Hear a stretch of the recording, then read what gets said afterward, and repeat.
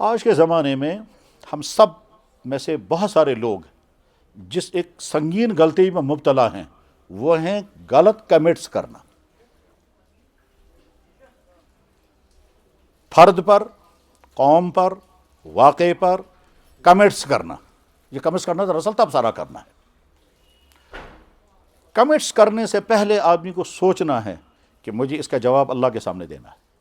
میں اگر کسی آدمی کے بارے میں کوئی کمنٹس کر رہا ہوں تو اللہ تعالیٰ شانہ مجھ سے فرمائیں گے تم نے اس آدمی کے بارے میں یہ کہا ہے، دے دو اس کا ثبوت.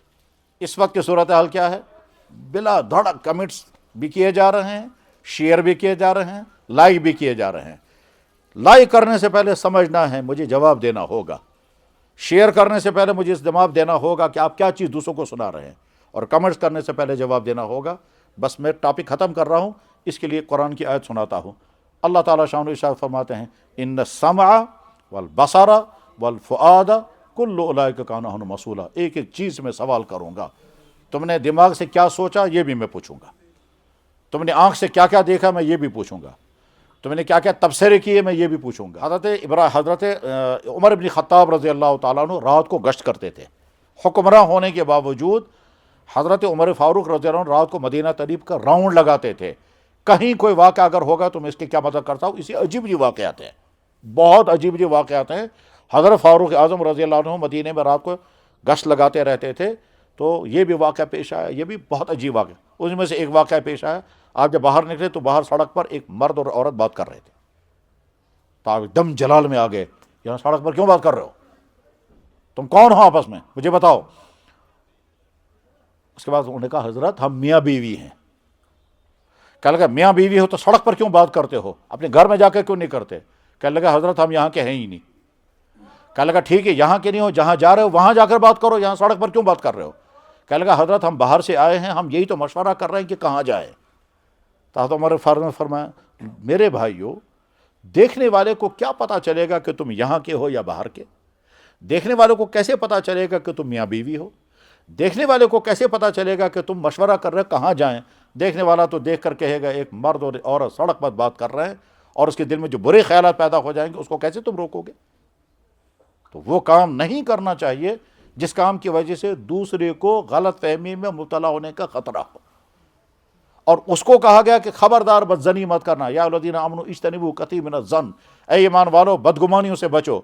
بس اب اس کو میں کنکلوڈ کر رہا ہوں. مزاج کیا بنا ہوا ہے؟ کوئی آدمی دوسرے کے متعلق کمنٹس کرے گا اور ان کمنٹس کے ایک ایک لفظ کا اللہ کے ہاں جواب دینا ہوگا. جناب جس چیز کو ہم شیئر کر رہے ہیں اس کا بھی جواب دینا، آپ کیا چیز شیئر کر رہے ہیں. اور جس چیز کو آپ لائک کر رہے ہیں اس کا بھی جواب دینا ہوگا، آپ کیا چیز لائک کر رہے ہیں. اور جس چیز کو آپ دوسروں کو پہنچا رہے ہیں اور تبصرے کے ساتھ پہنچا رہے ہیں تو اس کا بھی جواب دینا پڑے گا.